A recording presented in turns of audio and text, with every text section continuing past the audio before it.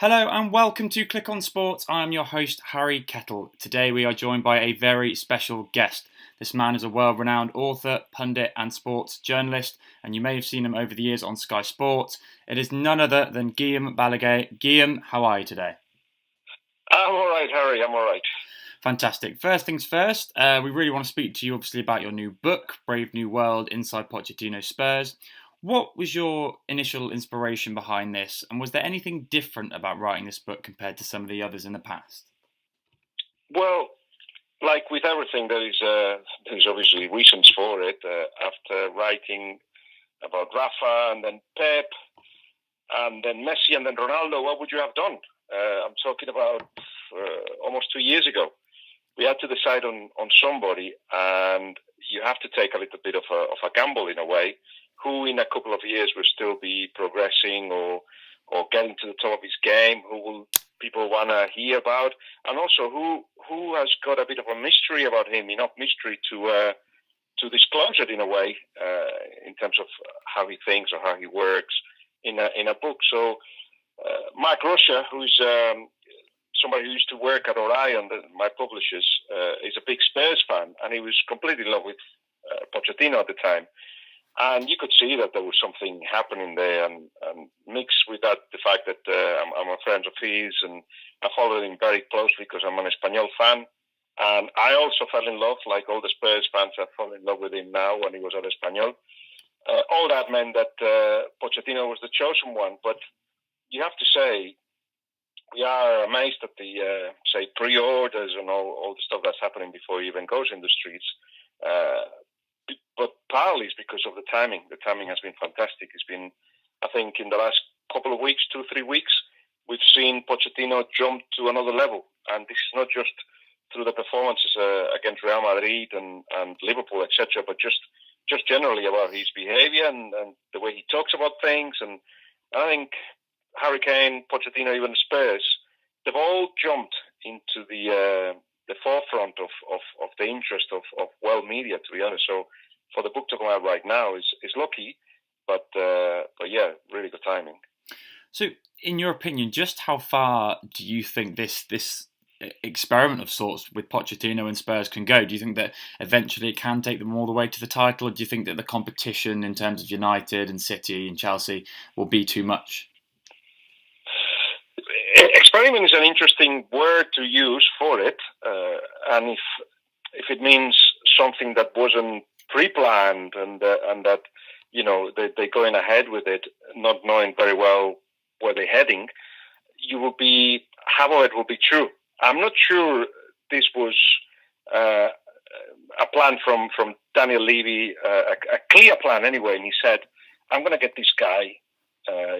He likes young players, and he's got a style that everybody will like, and he's brave, and then we'll go up and without the kind of financial foundations of others." I'm not sure he was exactly like that, but once you give him the opportunity to take over a club like Spurs, you knew that there was going to be a progression, that there was going to be a process, that the kind of work that he was going to put in, and the style was, yes, going to be approved by the fans.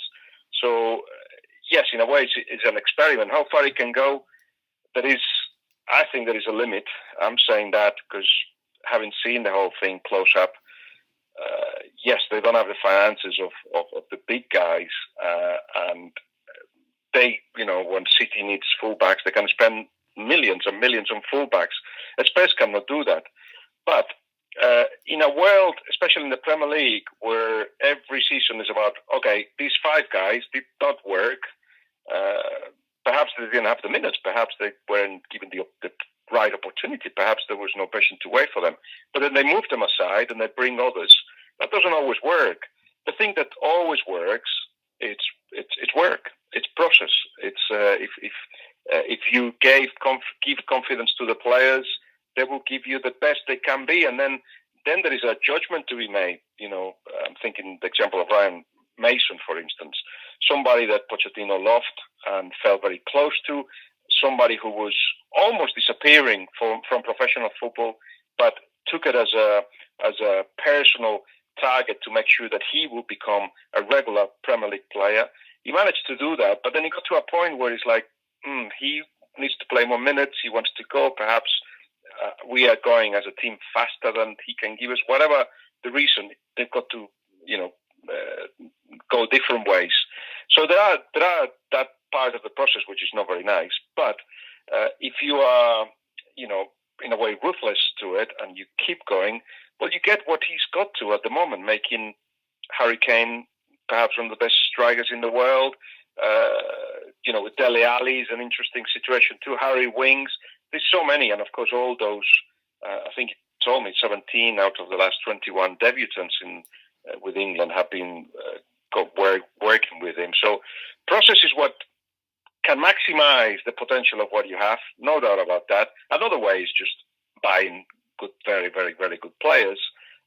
Those both ways can be chosen if you had the money. Well, the Spurs don't have the money, so they gone the process way. And you have to say, talking to everybody, they're all excited about it. The limit is the sky, but yes, there's of course a financial limit. They cannot compete in the market for certain players that they need.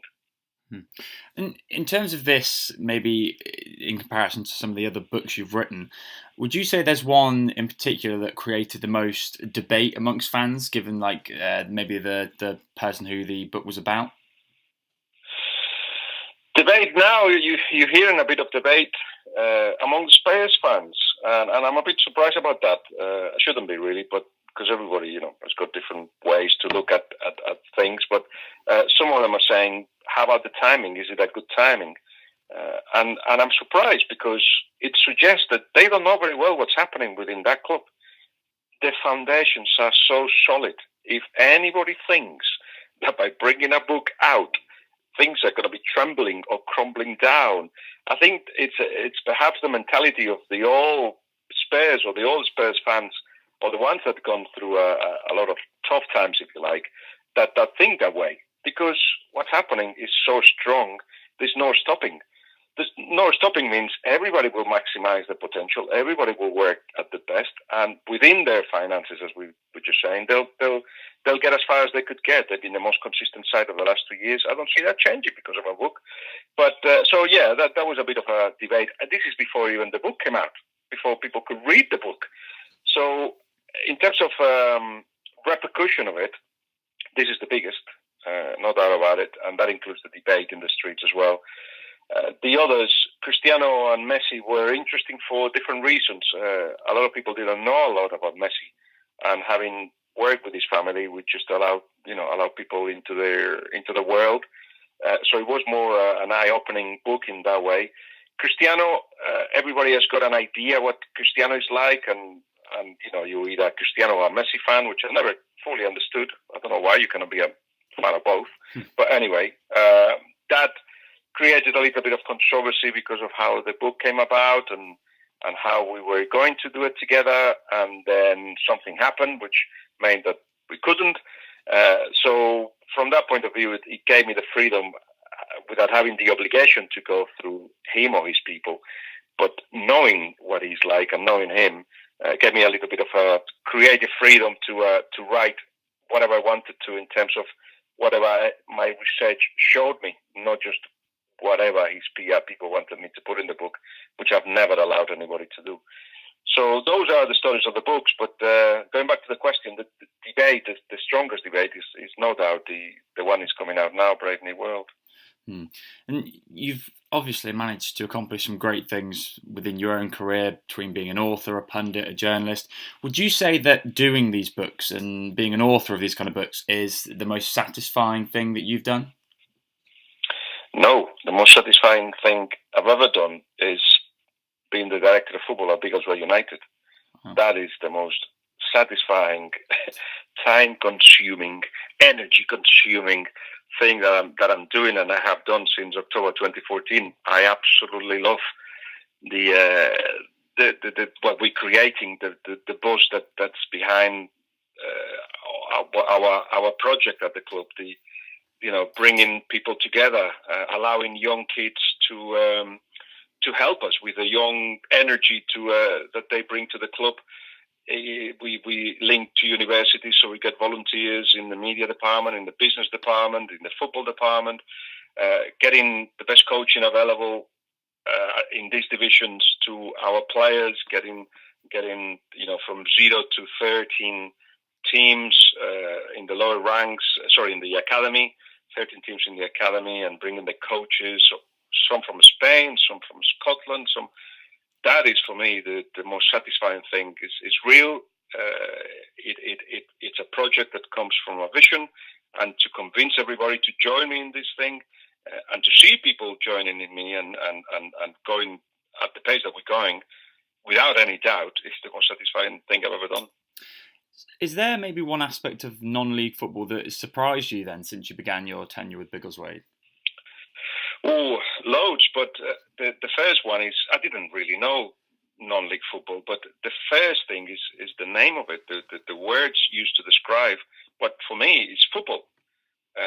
People kind of put it into a box that they can kick away and throw it away and ignore and forget about by using names like non-league football. So we are defined by what we are not, which I find it incredible. Or amateur football, junior football is called in Scotland, lower ranked football or lower leagues. I don't like the branding of where we are, because it's real football, because we train, because we spend time on it, because we were kids, because we work hard to raise money for our clubs. It's real football. So that's perhaps one of the surprises, and linked to that, of course, is the lack of facilities for our clubs. Grassroots is completely forgotten, and it's such a shame, because from there you can create structures for kids to do something. For instance, in the Biggleswade area, we don't have a 3G pitch, but we still want to run a club that allows kids to be the best they can be as footballers. But next to it, we want to develop it via not just coaching, but good coaching, values, teaching.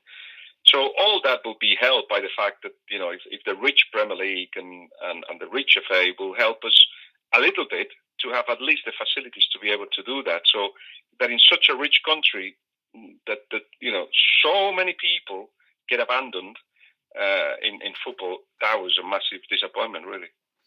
So what was it initially that drew you to Biggleswade specifically, as opposed to maybe other clubs? Well, I was invited to come in by the chairman. Chris Lewis just sent me an email, and the timing couldn't be better. And I believe a lot in timing. I don't like forcing things. When things happen, it's because they had to happen. And at that point, I had been for a few years trying to buy a club in Spain in the third division, which it didn't happen. And thank God it didn't, because it was Mendieta involved and some other people, and we would have just gone bankrupt. Spain collapsed at that point financially. So after that, I got my coaching badges, and I got to be UEFA B, and then I kind of thought about coaching a bit, and I got involved with Hitchintown, but it just never seemed to have the time to go. So in the middle of all that, that possibility came in, and Chris said, we hear you talk about football, show that you know as much as you think you know. And obviously that still is a motivation and a challenge. And straight away I said yes, without even asking which division we were in. So once you're in, you got the book, and it's unstoppable. Then the love for it, and the wanting to change things, and the wanting to develop things. You've been associated predominantly with English and Spanish football a lot by a lot of fans, which we'll get into more. But is there another league or country around Europe that you look towards and you particularly enjoy keeping an eye on? To be honest, I'll tell you a Sunday. A typical Sunday would be watching 6 football games. If I go and watch one, last Sunday I went to see Spurs Liverpool, that becomes then 3 games that day. Saturday, definitely go to Biggleswade United, unless I'm in the studio in the Sky. Again, then 2 or 3 more games at the weekend, and those would be the Barcelona, Real Madrid, the top games in Spain. Sometimes they're not so big games, but it allows you to see all the players or the teams. Mixed with that, a couple of Premier League games. Tell me where I could find the time to do anything else. So Champions League allows you to see all the teams from all the leagues. So if you follow the Champions League, the Premier League and La Liga, there's no other time in the world to watch football. Yeah, it's a good point. And in terms of the international game, we'll keep kind of on that subject. When you look towards something like the World Cup next year, with England and Spain obviously being two your predominant loves, how do you kind of evaluate both how they're going to do, and can you maybe pick out a dark horse that you think could surprise people in Russia? Well, I don't know if Belgium is a dark horse anymore, but I was last week. I was talking to Roberto Martinez, and he was telling me what's behind what's been done with Belgium in recent times, and why he thinks they haven't made the jump that they should do. So I don't know. Let's put Belgium as a dark horse, because he recognizes he's pointed out at perhaps deficiencies in the mentality of not so much of the players, but of the national side as a whole, which he's trying to work on and to make it competitive. Sometimes he says winning is a bit of luck, a bit of the right generation, a bit of the right referee decision, whatever. If he can put all that together in the World Cup, they could make it to the end. And in terms of England and Spain, I love thinking about the English game. I'm obsessed about it. I think I know some of the things that are wrong with it, and I think I know why some of the things that are wrong with it are not being rectified. But there is such a potential, and the 20s, and the 19s, and the 17s, such a potential. What's coming through is so exciting that if money, expectations, and the lack of competitiveness, and the fear factor, players don't want to come out of their comfort zone. If those things affect players, then they will die.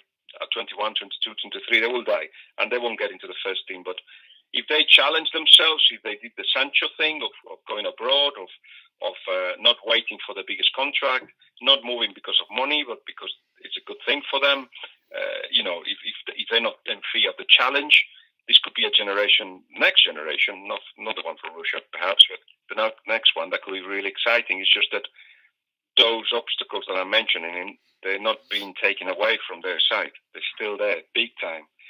So I'm not very hopeful.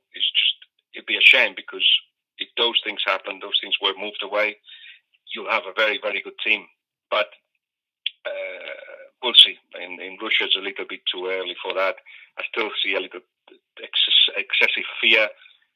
The more Spurs players that England will have, the more opportunities that they will have to feel like a team, which is something that all the big sides, national sides, have generally done. They base themselves on one or two teams only. So those factors for Russia, but I still don't see them beyond the quarterfinals. Spain, on the other hand, we've gone through a transition. Del Bosque decided that in Brazil we had to brought the guys that made us win so much, but of course we had stopped doing the things that made us win. But we are doing them again, and there's a young generation that is very exciting, that is used to winning in the clubs that are important in the clubs. The Iscos, the Asensios, of course, Silva, and De Gea, and Piqué, and Ramos, and so many others. So it's a nice mixture of veterans and youngsters, and the style is back, mixed with more direct football and all the layers. So I think Lopetegui is doing really well, and there's no doubt that, if you have that luck, if you have that referee decision, if you have that penalty save, whatever, we can be contenders, no doubt. So, finally, what do you think the next 18 to 24 months have in store for yourself, your career, and Biggleswade? For Biggleswade, we wanna fight for promotion. The restructuring of the pyramid means that we may be able. There's 22 teams. Well, one has folded. 21 teams in the division, and normally one team goes up. But this year it may be two, depending on results, etc. But so promotion is a target. It's the first time that we kind of going for it big time. But let's see, we have the mentality for it and the consistency. For me, I'm entering a recycling. For me, every time there is in the horizon the possibility of changes, I get really, really excited. and what I see is I'm putting together the team, the perfect team to have a YouTube channel, and I want to enter that world, full on, and with the ambition of being a YouTube channel of reference. I never said this to anybody, so you're the first one who knows about it. Oh, wow. So, yeah, because, there's a lot of meetings about it, and you have to put the finances right and whatever. But I think I've got the team. We were discussing today, actually, the content. I think may start in January, and it will have a mixture of transfer news, chats with some of the biggest names in football, and non-football, but that love football, people that love football. Like I recently did an interview I really enjoyed with Andy Murray, and opened up my eyes at how much people love football, and they're happy to talk about football, get them away from the usual answers, etc. And we'll look into the new stars, and we'll try to meet them and see what they're made of, and follow their careers. And so there'll be animation, and a bit of an animation channel, part of program as well in the channel. So we're putting it all together for 2018 to be little by little make it, as I said, a YouTube channel of reference, hopefully. Well, Guillem, it's been fascinating speaking to you today. It sounds like you've got a lot of interesting projects coming up. Really was a pleasure speaking with you, and can't wait to see everything that's coming in the future. My pleasure, Harry. Anytime.